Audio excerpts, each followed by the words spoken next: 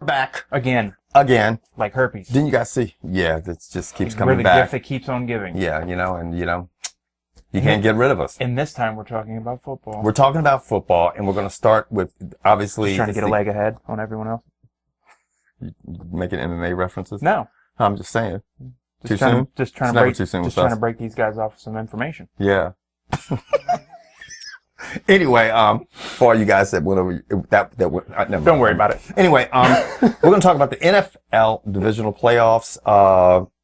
And the first game we're going to talk about is the Kansas City Chiefs going to Indianapolis, which is funny. Now let's give you a little pre-story, kind of like that stuff that drips right off the tip of your helmet as you're starting to get excited.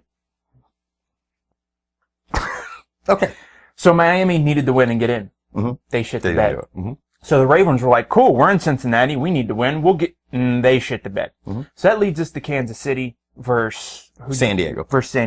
Well, yesterday. Yeah. They were playing, and Kansas City was like, you know what? We have no reason to have any starts because we're a lock at the 5 seed, so we're going to rest all our players. And San Diego's like, all right, cool. Miami didn't want to win. Baltimore doesn't want to win.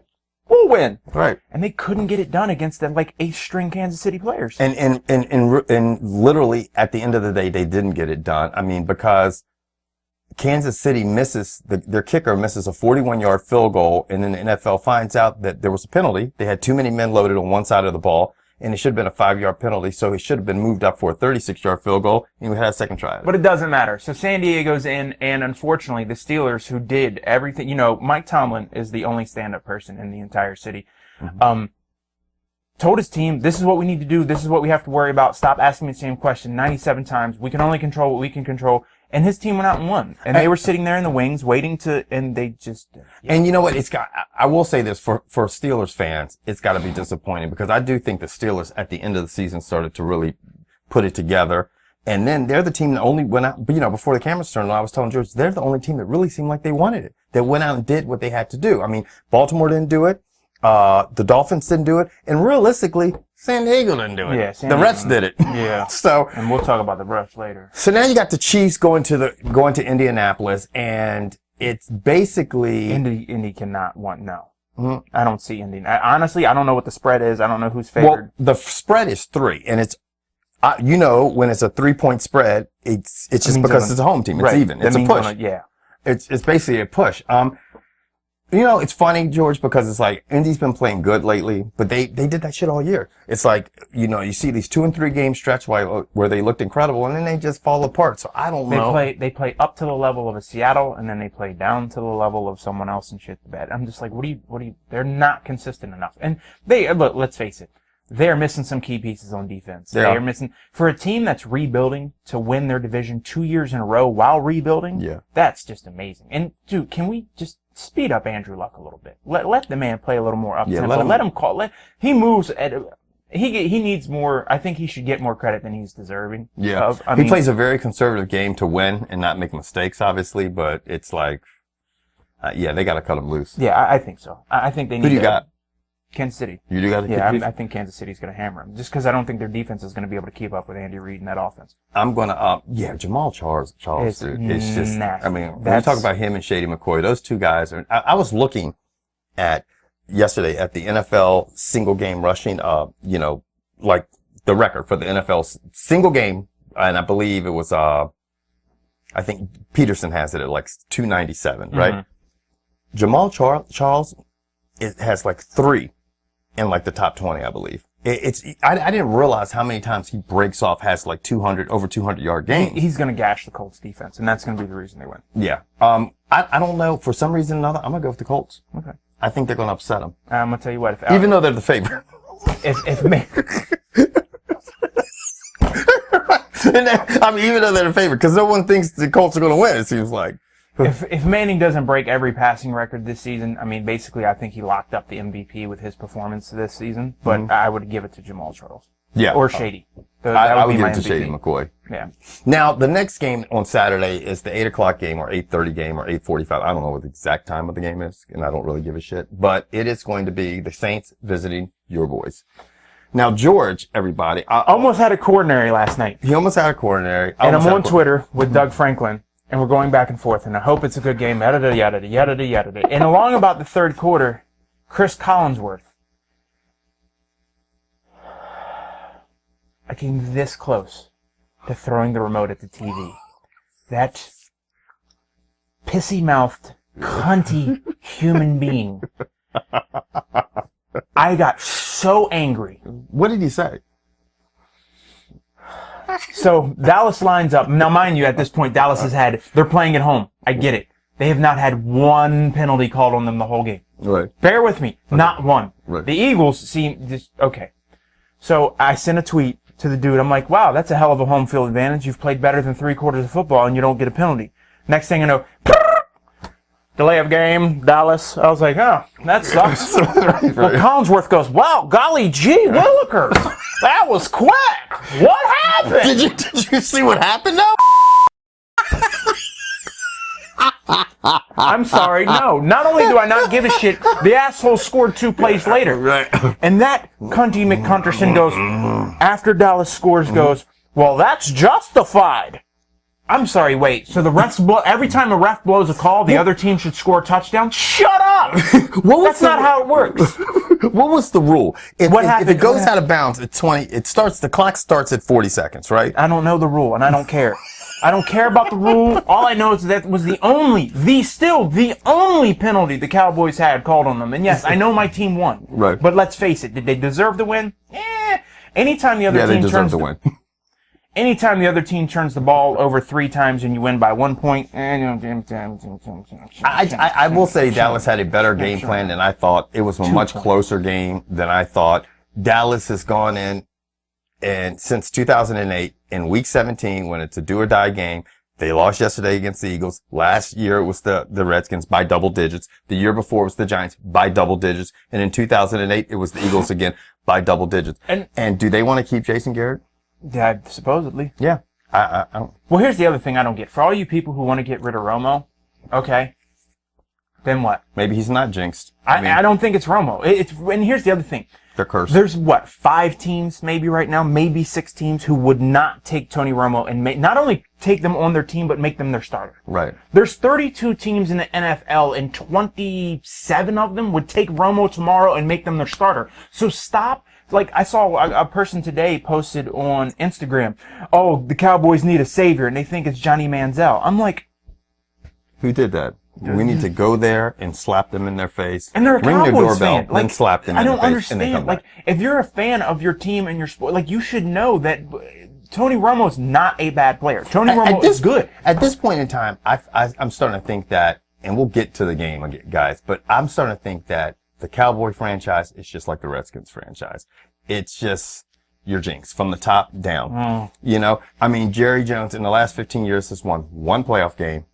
One playoff game in the last 15 years. And we know how much talent comes through Dallas and how much money. I mean, you're looking at the 2 best franchises from a financial standpoint in the league, the Redskins and the Cowboys. And they can't get out of their own way. And yeah, they can't get out of their own way. But getting back to the game. That leads us to the Saints having to travel to Philadelphia. Now, how cold is it going to be? Because George knows everything. Yeah, how cold is it going to be in Philly at 8 o'clock on Saturday night?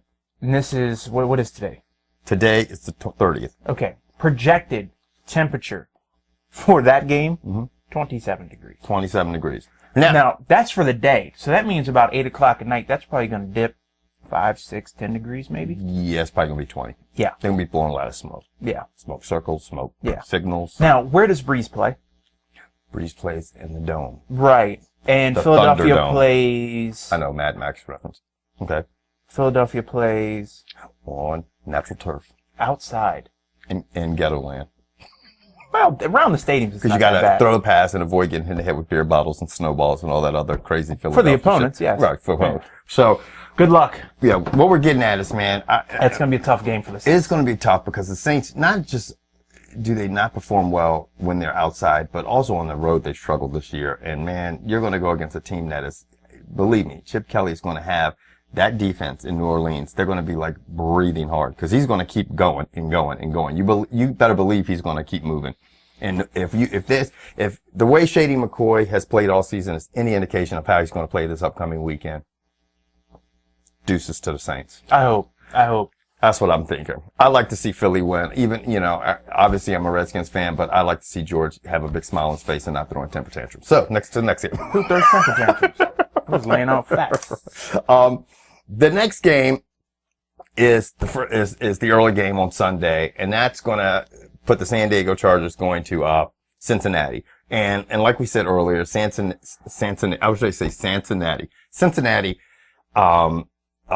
San Diego, I really feel like, and for all you San Diego fans out there, I'm sorry, but I really feel like you guys luckily got into the playoffs. I mean, you played basically a second string team in Kansas City yesterday, and you just could not find any way to get it done and wrap it up. And at the end of the day, the refs, now we don't know if Kansas City would have made that field goal, but right. I would have to believe it would have been pushed up to be a 36-yard field goal with a 5-yard penalty. He would have made it. He would have gone to make it. Whatever the case, San Diego is in, Pittsburgh is out. They're going to Cincinnati, and they're the biggest underdogs in this wild card. And you're looking at, and again, I know we're playing on temperatures and things, and I guess I'm the weatherman today. Mm-hmm. The projected forecast for that game, 41 degrees with a 77 or with a 40% chance of humidity. I mean, precipitation. And so it'll probably rain. Mm-hmm. Yeah. Damn sight couldn't. If that temperature drops, it's gonna be snow. Now, and I don't know how Phil does. I mean, I understand Phil plays outside. I don't think Phil plays outside that well in the cold. No, because he just doesn't have to. I almost think. Well, Cincinnati's defense has been great. I think if their run defense can stay pretty decent. I don't know what their run defense has been like. I haven't really kept up with Cincinnati, but I do think this. I do think that Andy Dalton, when Andy Dalton is on, and he's hitting AJ Green and hitting his receivers and not throwing picks. I think that's a huge advantage, their passing game. I think the rain could maybe slow that down. Could. But it could also slow it down for the Chargers. Yeah, the Chargers defense is... Who's got the best running game? Cincinnati. Yeah. Yeah, they'll hit them with 3 or 4 different running backs. Yeah. So, I mean, I think it's going to hold. They're 7-point favorites. I'm picking Cincy. I'll pick Cincy, but I don't think they'll cover. You don't think they'll cover? No, I think they'll beat them by like 4. Okay, game Sunday night is the 49ers visiting the Packers. And this is an interesting game because the 49ers have looked, I mean, obviously they went and beat Arizona yesterday, who was probably one of the hottest teams in the NFL. Mm-hmm. The 49ers look good. They look like they're peaking at the right time. We know who they have in the middle. Dude from here and Patrick Willis, Eddie Lacy might have a little bit of trouble running up the middle on those bad boys and running downhill on them. With that being said, too, they've got the personnel to really put Aaron Rodgers on his back. Mm-hmm. Now, with that being said, they're playing at home. That's an advantage for obviously an advantage for the Packers, but, they played in Candlestick. 36 degrees, George is showing me right now that it's supposed to be in Green Bay. So, I mean, it's going to be cold, but I tell you what, the 49ers are used to playing outside. They're a team built for that. They're going to line up with, double tight. Yeah. One wide out and run the ball down your throat. And as we can see, Green Bay's defense ain't what it used to be. Yeah, I think that's what's going to be their Achilles heel. I mean, in this, I think that's why they're going to lose the game. I think Aaron Rodgers will be able to do something, but he's going up. They struggled against Chicago. Chicago's defense is straight doo-doo, and now you're going up against one of the best defenses in the league in the 49ers. And Chicago on the offensive side of the ball has struggled, and now you're going up against someone like Kaepernick who can do the read option. You got their running backs. It's just, I think it's going to be a long day for Green. I think it's going to end here. Yeah, I would love to see the 49ers get bounced because that would make the road for the Eagles a little easier. Mm-hmm. But I don't think they're going to. I don't think they're going to either. Well, if the Eagles were to win, okay, because they're the 3rd seed, okay, and the 49ers, the 49ers win, they go to Seattle. Yeah, I think you want that. That'd be cool. Because I think it eliminates one of those tough teams. Yeah, 49ers, come on. You want the 49ers to win, yeah. Because they have to go to Seattle. Yeah, they have to go to Seattle. That'll be tough for the Seahawks. And you got to realize, if the key thing is you definitely want the 49ers because they would have to go to Seattle. And then they'd have to come back to Philly. Right. There you go. So Philly could potentially have 2 home games. That's right. So you want to pull for the 49ers to upset everybody. You want the 49ers to beat the Packers. You guys to win, but you want the 49ers to beat the Packers and to upset Seattle and Seattle. That'd be nice. Yep. Anyway, now, today is Black Monday. I'm going to start it out because I'm black. We're going to talk about the rest of the AFC. We skipped over Denver. We didn't talk about New England. That's next week. Okay, but we just talked about what would happen here. Okay, cool. Never mind. Oh, I was just talking about the 4 games because we don't know who is going to face who this week coming up. But on the other side, we're projecting Cincinnati to win, and we're projecting. Well, I'm projecting the Chiefs. You're projecting the Colts. Yeah, but until these games are through, we're not going to know who's going to play who. Okay. That's the only reason I shut up about it. Okay, cool. And it's because it's Black Monday, and I'm black, and I want to take over. In other words, his check didn't come in today. It didn't come. I'm very upset about that. I'm very upset about it. That's what I thought he meant. Yeah, I said, George is like, do you want to tape after the Monday night game? And I'm like, Monday night game? I'm like, George, snap out of it. It's week 17. Tomorrow's Black Monday. Coaches get fired. There's a coaching carousel. I wish we had that song, and another one bites the dust. Oh, yeah, because there's Greg Schiano just got fired. Oh, he did just get fired? So, Bucket, put it this way. If, and mind you, we won't know because by the time we're done. It just popped up. Yeah. Wow. By the time we're done with this, who knows what'll happen. But if 8 coaches lose their jobs today, that means 16 coaches in the last 2 years have lost their jobs in the NFL. That's half the coaches in the NFL. Yeah, that's insane. Yeah, it's crazy. I mean, and the thing is that when you have so many coaches lose their job the year before, usually it's like an ebb and flow. Usually the next year, okay, there's new coaches coming on. You're not going to see that many lose their job. For you out there, imagine that. You walk in year 1 at your job. At the end of that year, 8 people are gone, 8 new people. At the end of the next year, 8 different people from those get fired and 8 more new people come in. That would be crazy. For anyone who works a job, where you rely on other people, especially to give you direction and to give you a path, and you're supposed to follow these people and listen to their direction and have faith in them, to have them be gone. You have to change, and everyone who comes into a new job wants to put their stamp on it. They want to change something and they want to let everyone know, this is how I did it. Right. And instead of going with something that worked in the past and going, hey, you know what, that kind of worked, but screw that, I'm going to do it my way. Right. And that's what a lot of these coaches do. They come in, they go, hey, that's cool, but I'm going to do this my way. And I'm just like, that's not going to work. No, like the Browns, like, look, we've seen overbearing. Name their coach. We've seen overbearing. Their former coach. We've seen overbearing. The one that got fired yesterday. We've seen overbearing people like David Stern and Bud Selig step in and do very questionable things. Right. But I'm waiting for Roger Goodell to have a sit down with the Browns owner and be like, Chauncey, you need to get your shit together. Yeah. You need to give your team and this league a chance, because now you're starting to make the league look bad. Yeah. When you can't hold it together, you're starting to make your team look less attractive, trying to figure out what's wrong and why do you keep getting a new head coach? Like, you can't continue. You have to pick someone and stick with them. You have to. I mean, Rob Chudzinski basically is there for one season. Who? That's it.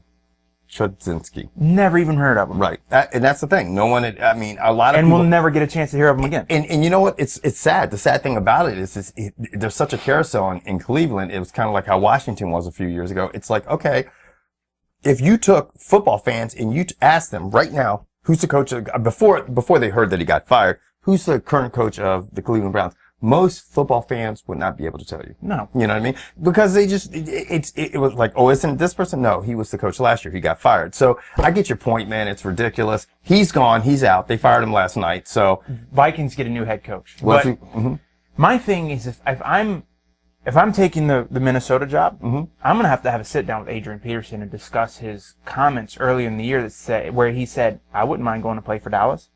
I'd be like, look, seriously, if that's what you want to do, that's what you're interested in, I'd ship his ass to Dallas. And the only reason I say that is because you're rebuilding. And what's the best way to rebuild? Oh, man, get players. Yeah, I mean, players and draft picks. I'm going to tell you what right now. Because you're not winning with them. No, AP is not, he's not catching balls out of the backfield. He's a great runner. He's one of the best runners. He didn't have the rushing title this year. Did he have it last year? I know he's not young. No, and he has no help. No. He doesn't have a quarterback that commands anything, so people are putting 8 in the box and looking at Ponder and going, come on, good luck. Yeah. And who's Ponder got to throw to? That one receiver who had a breakout year. But here's the thing. You double him and still have 8 in the box. Yeah. Or 7 in the box and double him. I think AP at this point in time is like, you know what, I'd love to play on turf. I'd love to play in dry weather. I'd love to play somewhere where close to home? Obviously, because he went to, Oklahoma.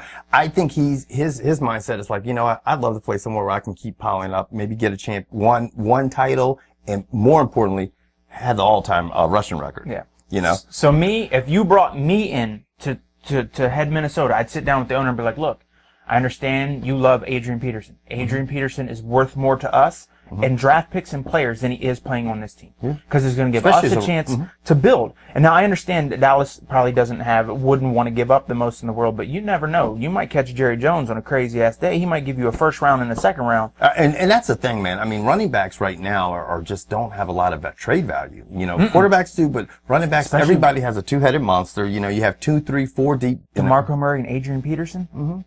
Yeah, what are you going to do? I mean, yeah. Well, I mean, here's the thing. I don't understand. Why didn't he just keep giving the ball to DeMarco Murray last time? But I mean, whatever. Maybe he wants to go play for Houston. Because Arian Foster's probably hurt. He probably just busted his, pinky toe. Yeah. I know. He's busy doing truck commercials looking for a space shuttle. So in other words, the Vikings are going to have a new head coach. Right. The Vikings now that brings us to the big one, and that's here in DC. Are you sure you want to get to that one? Or Yeah, we can skip. Let's skip it. Okay. No. Well, we've talked about the Browns. We've talked about the Buccaneers. We've talked about the Vikings. So yeah, it's your turn. Yeah, it's the whole thing with Shanahan. It's probably the most publicized one of all of it because obviously RG3 was like kind of becoming the face of the NFL last year. He gets hurt. Then all of a sudden you have this relationship with him and Shanahan. It looks like it's kind of like on the rocks. Weird. Obviously, you've always had Dan Snyder, who's the owner and always has meddled to some degree. I will actually say this. I feel like Dan Snyder has stepped back. To give Shanahan, I mean, who went, 24-40 in 4 years and his final season, 3-13, it just was terrible. Did you hear Shanahan's remarks about being fired? No, what did he say? In typical, and I've read an article and I've alluded to it as you read these things. It's kind of like all arrows, all signs, all people want to point to Shanahan and be like, it's really Shanahan. And people want to talk to Robert Griffin how he's not taking accountability. Mm-hmm. And then you look at Shanahan and listen to the way he talks. He doesn't take any accountability. Yeah. So his closing statement today was, I think we're in a better place today because we no longer have these cap restrictions. Mm-hmm. I just thought that was kind of peculiar.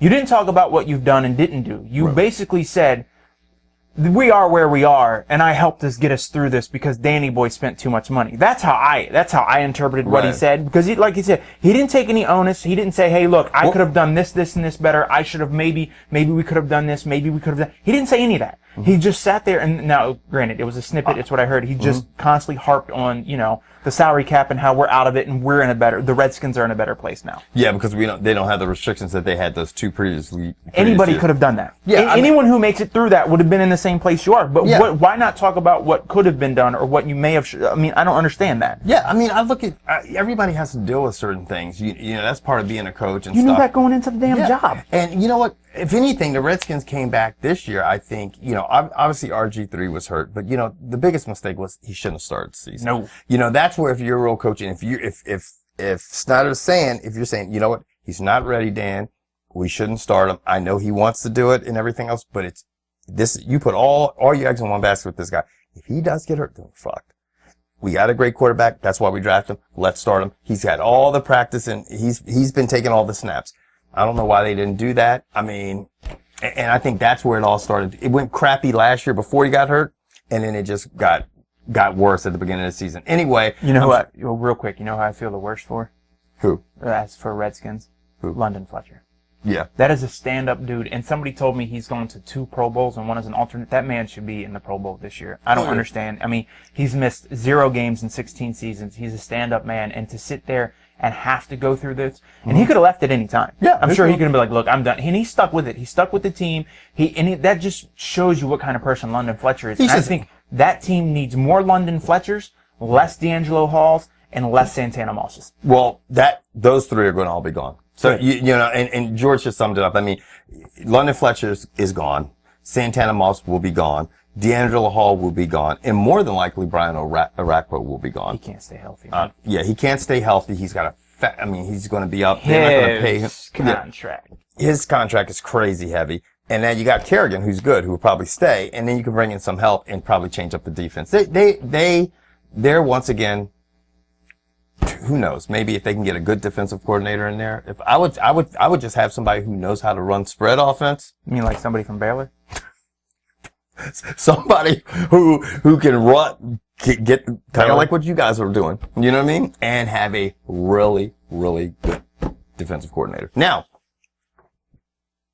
Coach of the Year, real quick. Who are you going with? I'm going with your boy. Seriously? I'm going with your boy, definitely. Two more thoughts. Do you think Jason Garrett will stay? They haven't said anything, and Jerry Jones looked visibly upset after last night's loss. He always does. Mm-hmm. He about had a court. Dude, when he threw that pick and they zoomed to him and damn it! When that pick got thrown at the end of the game, you can ask it. I just started laughing out loud. Like, I just laugh. I feel, and it's one of those laughs like, really? Yeah. Like, and I'm gonna tell you right now, Tony Romo was sitting at the house with a voodoo doll of Kyle Orton and going, not today, and grabbed his arm and threw the pass behind him. Probably just, that had to be what happened. Like, you know what's funny? I know he wants to see him, but there's got to be a part of Tony Romo's like, thank God. Thank God. Yeah. Because they would have if they made it to the playoffs, they would have lost anyway. Yeah, He's got to be like, thank God. You know, it doesn't look like it's always the Saints would have come in and blown their doors off. Oh yeah. They would have came in and blown. Now, this is the thing. Okay? Tom Coughlin. Bye. You think he's gone? I think Tom Coughlin. Garrett's a 50-50. If Garrett went, I wouldn't be surprised. If he stays, I wouldn't be surprised. Tom Coughlin, that's Coughlin's gone. Tom Coughlin, Philbin in Miami. I keep the guy in Miami. All the turmoil he had to go through, and Tannehill stank, but he has no line. Give the guy one more year. These are people who, while we're taping, guys, it's 11 o'clock, well, noon right now, Monday, so we don't know. I think Philbin, he's iffy. I think Tom Coughlin can stay. He deserves the right because he's won 2 Super Bowls, but he probably might say, I'm going myself. How long can you ride the coattails on that? Yeah, that's true. Tennessee Titans coach Mike Munchak. He's been there 3 years now. I think he might be gone too. Yeah. 3 years.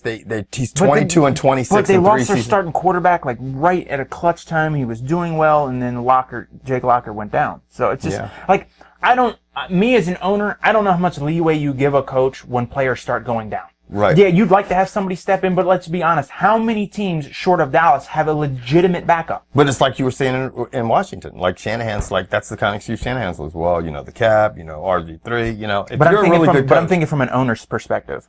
Yeah. Shanahan just makes excuses because I don't think he knows what else to do because he's afraid.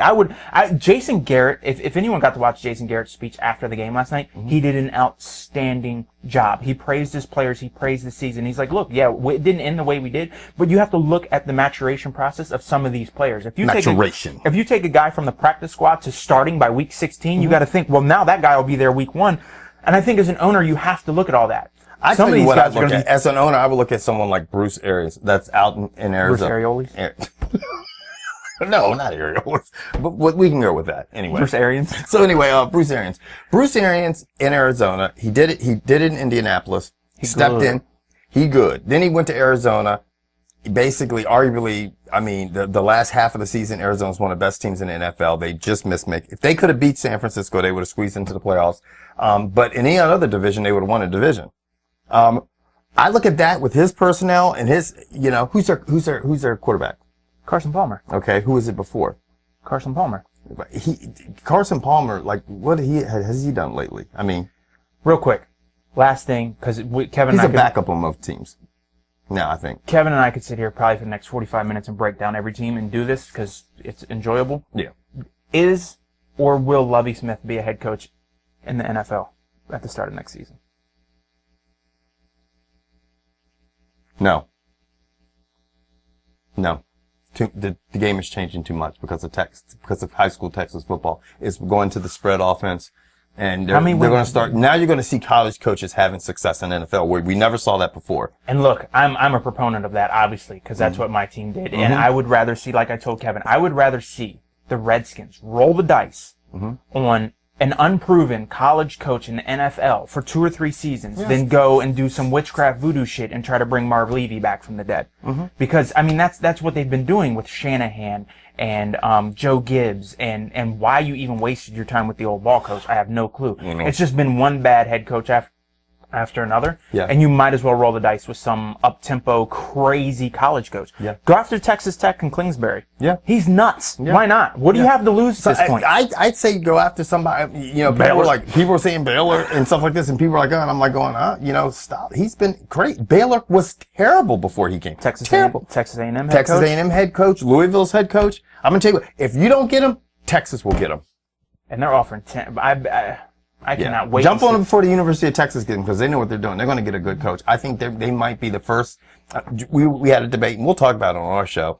I'm thinking Texas, the University of Texas might hire the first black coach. It's a think they damn will. shame. A lot of people like George and my other buddy, they're like, no, they're not going to hire a black coach. It's sad that it's still like that. It's unfortunate. And And for that they people, what? Go ahead. for people who want to say Texas A&M, you're right, and Texas A&M is now in the SEC.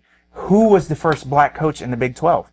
Right. I can't even remember. I can't even think of one. Yeah. And I remember, and in my lifetime, and I'm not that old, Sylvester Croom got a job at Mississippi State or Ole Miss. Yeah. And the SEC almost had a heart attack because he was the first black head coach. He didn't last long. It's unfortunate. I think it's absolutely unfortunate and disgusting. The University of Louisville's head coach is one of the best coaches out there in the country right now, without a doubt. If people can't see that, it doesn't matter what your skin color is. He is a great coach. Everywhere he's gone before, he's been a great coach. Speaking of head coaches, O'Brien from Penn State should be the Texans' new head coach. Yes, they hired him. I believe. Okay. Yeah, So, they- yeah, I think they that's- hired him. I don't know because it's just changing by Yeah, the we second. forgot about that one. So, and that's crazy because you take a guy who stepped into that situation. If you can turn that situation around, there's nothing in the NFL that should rattle you. Yeah. And you know what? He might end up being a coach of the year next year in the NFL If they win. if they win. Anyway, we're done.